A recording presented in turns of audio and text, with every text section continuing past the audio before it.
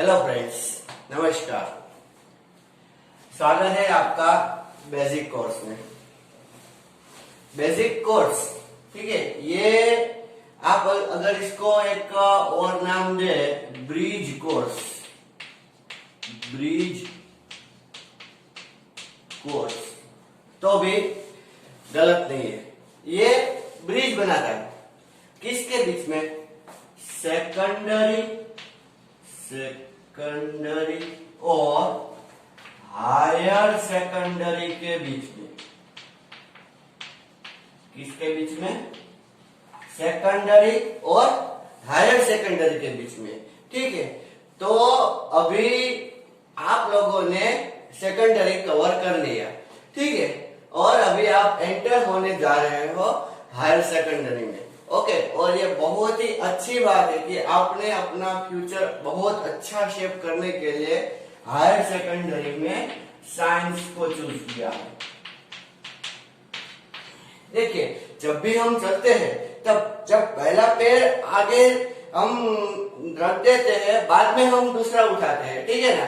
तो इसका मतलब क्या है कि सेकेंडरी के कंसेप्ट बहुत अच्छी तरीके से जब तक नहीं जान लेते तब तक हम हायर सेकेंडरी में इतना अच्छा नहीं कर सकते, ठीक है ना। तो ये ब्रिज कोर्स जो है ये इन दोनों को जोड़ के रखता है, ठीक है। स्पेशली आज हम ब्रिज कोर्स स्पेशली हम डिस्कस करेंगे फिजिक्स सब्जेक्ट के बारे में। फिजिक्स, ठीक है। किसी ने बोला है, वो मुझे नहीं पता किसने बोला, कि फिजिक्स क्या है? Physics is the king of science. सबसे बढ़िया सब्जेक्ट अगर साइंस में है तो कौन सा है? फिजिक्स, ठीक है। मैं फिजिक्स पढ़ाता हूँ इसलिए नहीं, किसी ने बोला है इसलिए, ठीक है। Physics is a king of science and mathematics, या मैथ्स बोल दो, mathematics is a queen of science, ठीक है। ये है किंग ऑफ साइंस और ये है क्वीन ऑफ साइंस। अभी क्वीन के बिना किंग तो अधूरा है, समझ में आया कि नहीं? मतलब कि अगर आपको फिजिक्स अच्छी तरीके से पढ़ना है तो आपको क्या अच्छी तरीके से जानना होगा? मैथ्स, ठीक है। हालांकि जो मैथमेटिक्स सब्जेक्ट है उसके पूरे रूल्स सब जानने, मतलब कि ऐसा कंपलसरी नहीं कि आपको सब जानने होंगे। थोड़े से रूल आपको अगर पता है जो हम इस बेसिक कोर्स में डिस्कस करने वाले हैं तो भी आप अच्छी तरीके से फिजिक्स बना सकते हो, ठीक है। स्पेशली जो बायोलॉजी वाले बच्चे हैं, ठीक है, जो इतना मैथ्स को डीप में नहीं जानते या इतनी प्रैक्टिस नहीं कर रहे, बायोलॉजी वाले बच्चे में बात कर रहा हूं, ठीक है। वो अगर इस बेसिक कोर्स को अच्छी तरीके से, बहुत बढ़िया तरीके से, आप इसको एक बार, दो बार, जितनी बार चाहो देख सकते हो, ठीक है ना। एक दो बार अगर आप अच्छी तरीके से इसको देख लो, रिवाइज कर लो, लिख कर, ठीक है, बेस्ट हो जाएगा, आपका फाउंडेशन तैयार हो जाएगा। हाँ, मैं इसको ऐसा भी बोल सकता हूँ कि ये तीसरा कोर्स कैसा? Foundation course. फाउंडेशन कोर्स भी है, ठीक है। तो फिर से myself Narendra Sharaniya, I am welcoming you in the basic course, ठीक है। ओके, तो हम बेसिक कोर्स में क्या पढ़ने वाले हैं, मैं आपको थोड़ा सा उसका ब्लूप्रिंट दे देता हूं, ठीक है। फिजिक्स में स्पेशली मैथ्स, उसमें हम तीन चीज पढ़ने वाले हैं। पहली चीज अलजेब्रा। पहली चीज कौन सी पढ़ने वाले हैं? अलजेब्रा। दूसरी हम पढ़ेंगे ट्रिगोनोमेट्री। पहला है अलजेब्रा, दूसरा है trigonometry, and last but not the least हम पढ़ेंगे कैलकुलस। क्या पढ़ेंगे? कैलकुलस, ठीक है। मुझे ऐसा लगता है कि ये 7 या 8 लेक्चर में हम सब कुछ कवर कर लेंगे। पहले अलजेब्रा पढ़ेंगे, फिर ट्रिगोनोमेट्री पढ़ेंगे और कैलकुलस पढ़ेंगे। देखो, इतनी कोई घबराने की बात नहीं है। अलजेब्रा और ट्रिगोनोमेट्री ऑलरेडी आप पढ़ चुके हो, ठीक है। मैं सिर्फ ये दोनों आपको रिवाइज करवाने वाला हूं, कौन कौन सा? अलजेब्रा और trigonometry. These two we will revise and this is something new for you. Okay, so if we revise it totally, fully, okay, then easily we can go for the calculus. In algebra, what we will do? First we will discuss quadratic equation.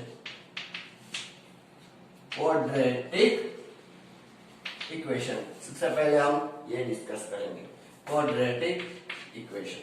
ठीक है, उसके बाद में हम some basic identities के बारे में बात करेंगे.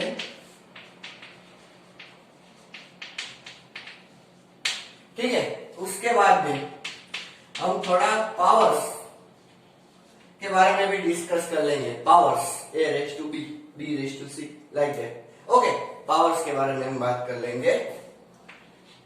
पावर्स के बारे में बात करने के बाद हम थोड़ा लॉगरिथम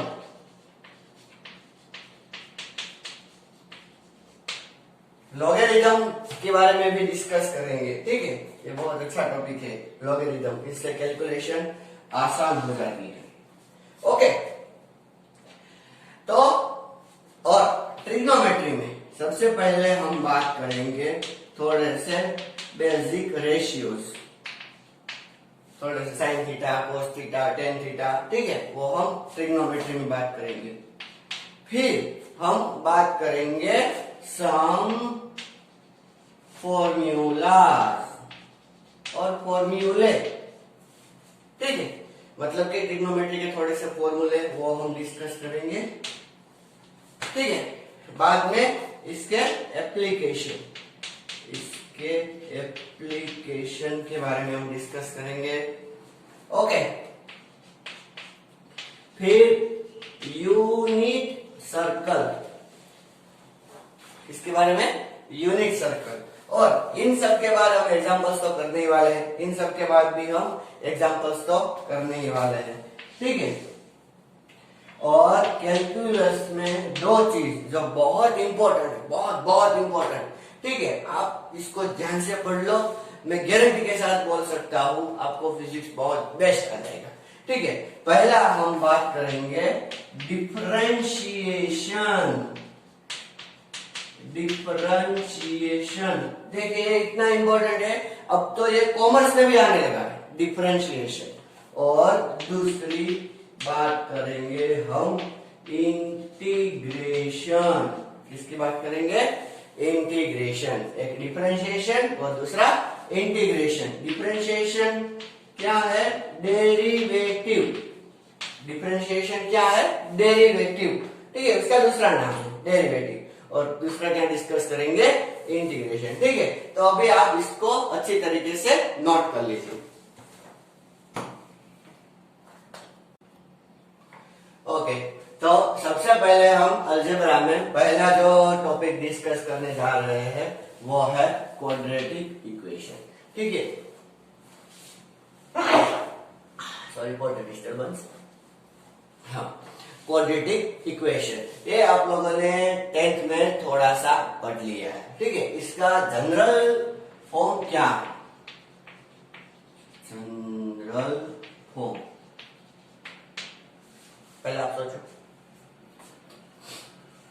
ठीक है, अब मैं लिख देता हूं ax² plus bx plus c is equals to 0. ऐसा इक्वेशन है, इसको बोला जाता है क्वाड्रेटिक इक्वेशन. ठीक है, x की पहले दो पावर फिर एक फिर constant. ax² plus bx plus c is equals to 0. This is called as the quadratic equation. ठीक है, अभी इसके solution of above equation is given by solution. देखो, सॉल्यूशन का मतलब क्या है? सॉल्यूशन का मतलब ये है कि x की कौन सी वैल्यू ले, x की कौन सी वैल्यू ले और उसको यहां पर रिप्लेस करे कि ये पूरा मिलके आंसर कितना आ जाए? 0. ठीक है, उसको क्या बोलेंगे? सॉल्यूशन. और एक बात मैं बोल दूं, x की हाईएस्ट पावर कितनी है? 2. Okay, highest power of the x is the 2. That's why here maximum value of x that is 2. Okay, how many value? 2. Okay, first of all let me right solution of the above equation is given by x is equals to minus b plus or minus under root d upon 2a. X is equals to minus b plus or minus under root d upon 2a. Means what? You can write in 2a minus b plus under root d upon 2a. And second thing, you can say it as a x1. And second one, minus b minus under root d upon 2a. Minus b plus under root d upon 2a, minus b minus under root d upon 2a. ठीक है? So this is the two value. Now what is d? D is b square minus 4ac. d is equals to what? b square, coefficient of x. ठीक है? minus 4ac. Here a is the coefficient of x square, b is the coefficient of x, and c is the constant. Okay, whatever this a, b and c, these all are constant. Here d is equal to b square minus 4ac. Okay, तो पहले आप इस equation को note करके इसको b और a और c की वैल्यू अगर रिप्लेस करोगे तो आपको d की वैल्यू मिलेगी. फिर d की वैल्यू आप यहाँ रिप्लेस करोगे, b और a की वैल्यू रिप्लेस करोगे तो आपको क्या मिलेगा? x1. ठीक है, अब यहाँ पर देखो 3 केस बनेंगे. केस 1, पहला केस क्या है? d greater than 0. d greater than 0 मतलब कि पॉजिटिव वैल्यू. d की वैल्यू कैसी है? पॉजिटिव. तो अगर d की वैल्यू पॉजिटिव होगी मतलब अंडर रूट d की थोड़ी सी वैल्यू आएगी, तो इसका मतलब क्या है कि यहाँ पर भी आप रिप्लेस कर सकते हो और यहाँ पर भी आप रिप्लेस कर सकते हो. ओके, तो हम क्या बोलेंगे? We will get 2 values of x. We will get 2 values of x. पहली ये वैल्यू और दूसरी ये वैल्यू. ठीक है, या तो आप ऐसा बोल सकते हैं we will get 2 solution. ठीक है, case 2 d less than 0. Less than 0 का मतलब है नेगेटिव. देखो, अगर मैं आपको ऐसा पूछूं कि what is the square root of -4, what is the square root of -4? Okay, 10 तक ये आप नहीं कर सकते. ठीक है, कॉम्प्लेक्स नंबर है. माइनस को आई स्क्वायर, ऐसा आयोटा ऐसा बोला जाता है. आई स्क्वायर इक्वल टू -1 ऐसा है कुछ. ठीक है, वो तो आप मैथ्स में अगर डीप में जाओगे तो आएगा. ठीक है, फिजिक्स में इसका इतना यूज नहीं है. ठीक है, एक चैप्टर में आएगा अल्टरनेटिंग करंट में, लेकिन अभी इतनी जरूरत नहीं है. तो इसका आंसर 2i हो सकता है, लेकिन ये तो कॉम्प्लेक्स हो गया. तो इसका मतलब क्या है? We will get complex values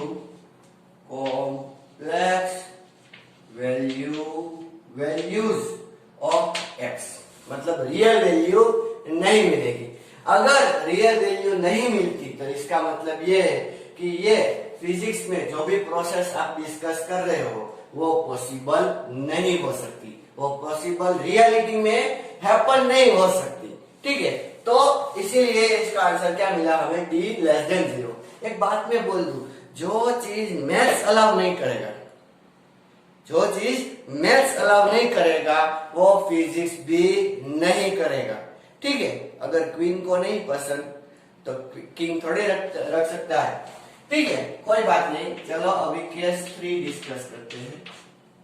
case 3 में d इक्वल टू 0. अभी d इक्वल टू 0 कर दिया तो यहाँ ये भी 0 आ गया और ये भी 0 आ गया. तो -b/2a आया और यहाँ पर भी क्या है? -b/2a. दोनों साइड सेम वैल्यू आई.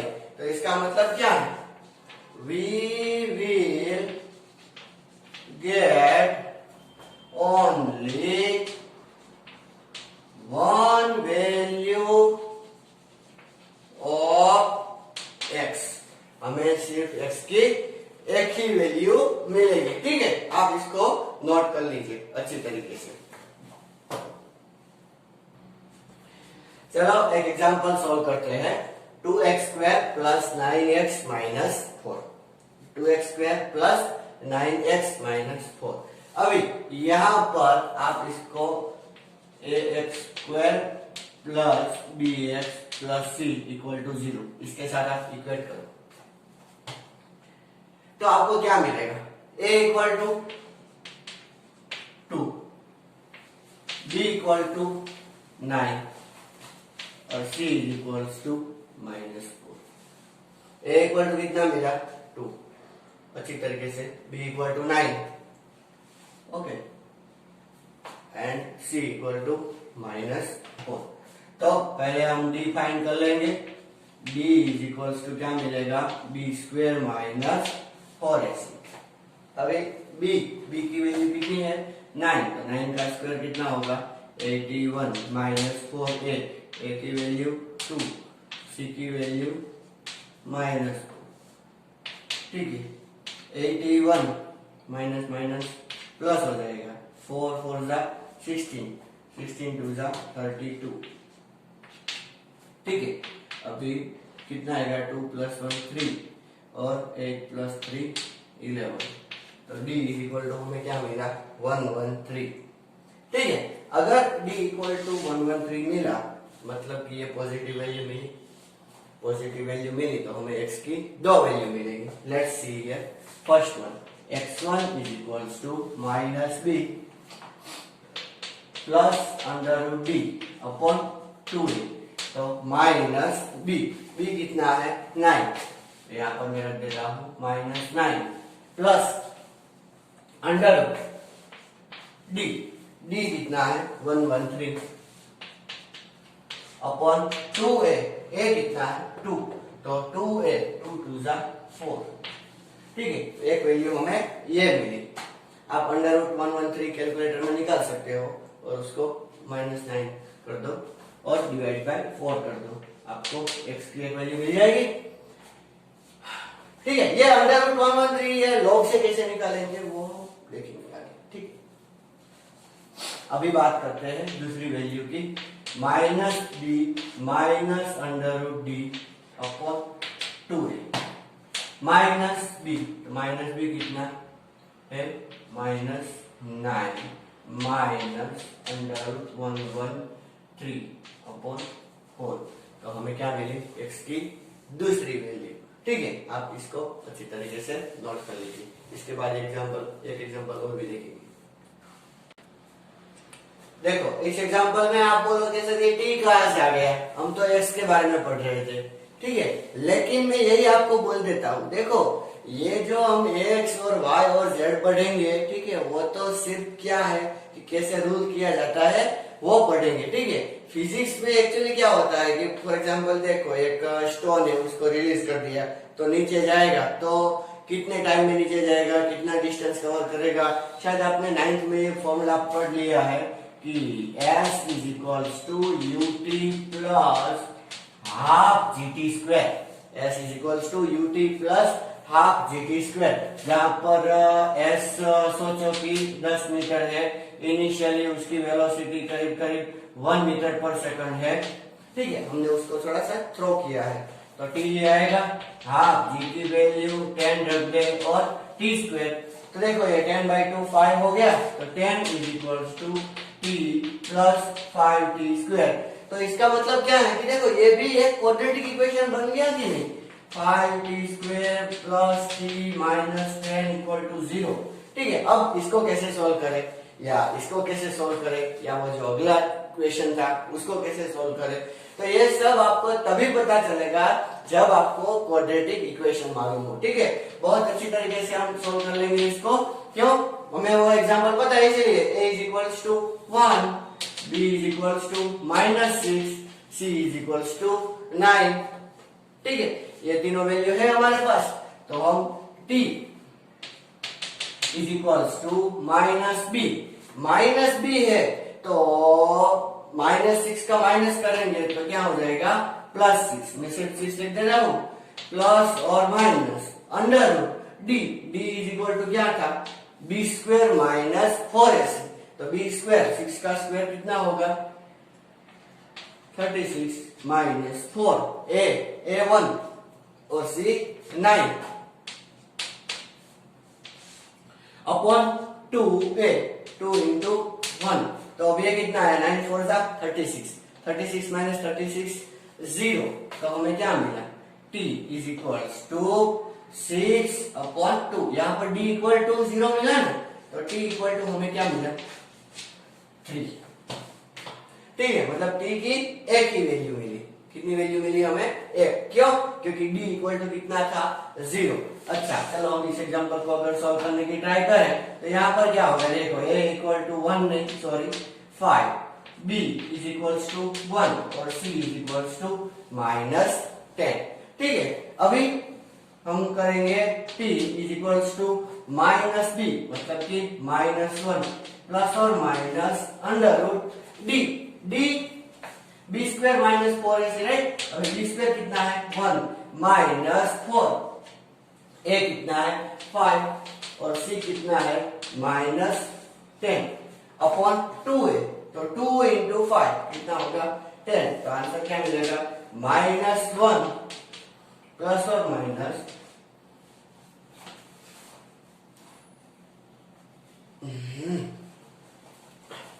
अब ये प्लस हो गया 5 4 जा 20 10 जा 200, ये प्लस हो जाएगा 200 प्लस 1 तो अंडर रूट 201 और डिवाइड बाय 10 आएगा, ठीक है। लेकिन यहाँ पर जो हम सॉल्व कर रहे हैं वो टाइम ऑफ फॉलिंग, कितने टाइम में नीचे गिरेगा, ठीक है, वो हमें फाइंड करना है। अगर ये माइनस वैल्यू हम लेते हैं मतलब कि t1 इक्वल टू हम अगर लेते हैं -1 upon under root sorry -1 minus under root 201 upon 10 और t2 क्या है -1 प्लस अंडर रूट 201 अपॉन 10, ठीक है। तो यहाँ पर ये हम नहीं ले सकते क्योंकि टाइम कभी नेगेटिव नहीं होता, टाइम हमेशा कैसा होता है पॉजिटिव, ठीक है। तो इस तरह हम इजीली सॉल्व कर सकते हैं कि कितने टाइम में गिरेगा, और आगे बहुत सारे प्रोसेस है जो हम क्वाड्रेटिक इक्वेशन से सॉल्व कर सकते हैं, ठीक है। तो इस लेक्चर में हमने क्वाड्रेटिक इक्वेशन सीखा, आगे के लेक्चर में हम दूसरे टॉपिक सीखेंगे, ठीक है। नमस्कार।